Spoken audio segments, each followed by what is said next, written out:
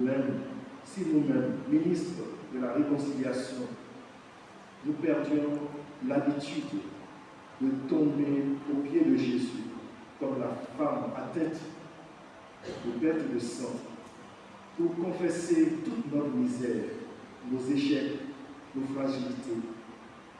Comment nous laisserions-nous irriguer et renouveler par sa grâce?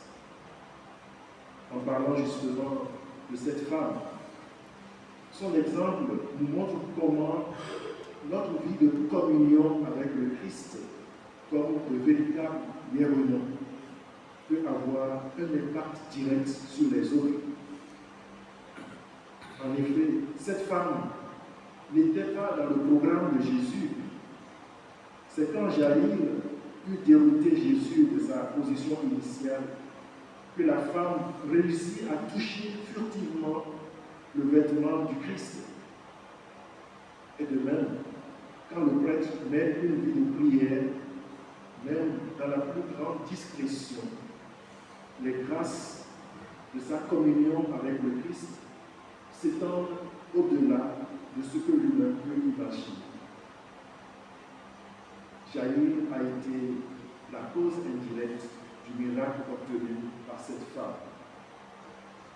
Nous pouvons être, nous aussi, de puissants intercesseurs pour notre peuple.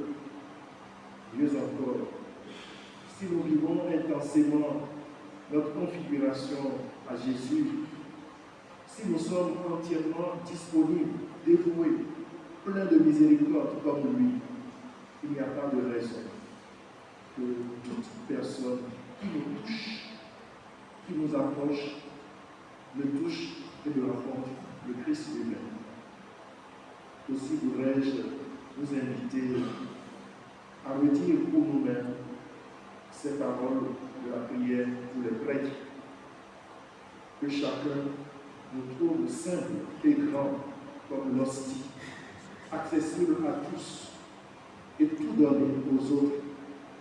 Ô mon Dieu, faites que nous emportions de la messe d'aujourd'hui la soif de la messe de demain et que, plein nous-mêmes des dons reçus, nous ayons la grâce de les communiquer largement aux autres.